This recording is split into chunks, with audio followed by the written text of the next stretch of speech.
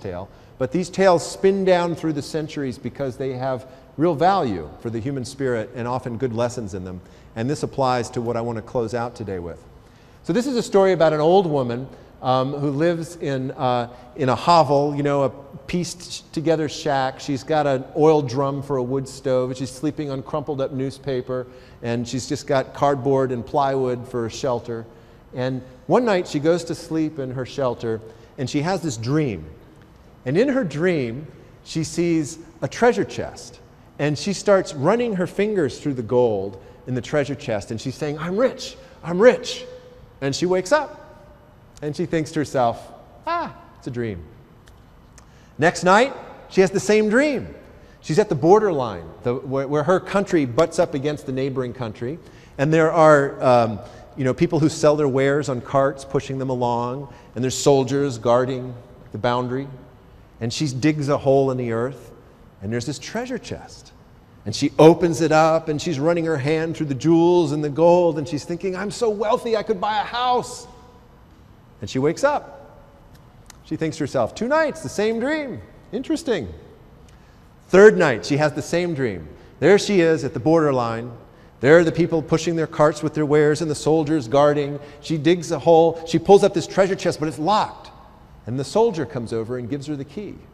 She opens it, and there's the gold. And she's thinking, I could give all of my friends houses. And she wakes up. She thinks to herself, 3 nights, the same dream. I'm going to the borderlands. So she puts her wrap on and she walks barefoot for 2 days, trudging across till finally she gets there. And there are the people pushing their carts and the soldier guarding. And she looks around, digs in the earth a bit, but there's nothing, no treasure. And the soldier comes over and says, "What are you doing?"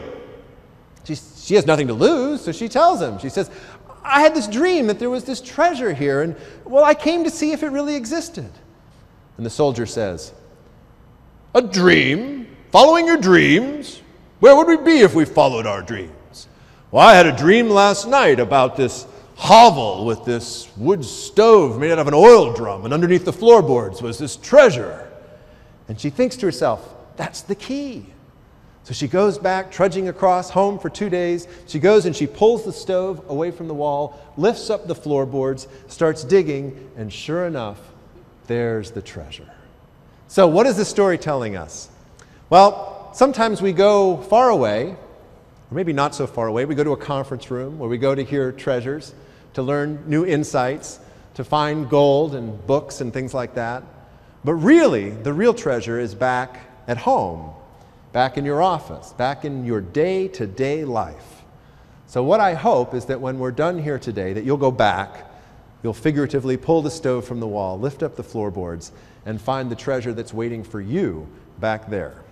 So thank you very much for your time together. It's a real pleasure to speak with you. Thank you.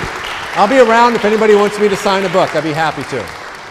Thank you, Seth. We appreciate everybody's time and commitment to making EPA a better place. We recommend you take a look at the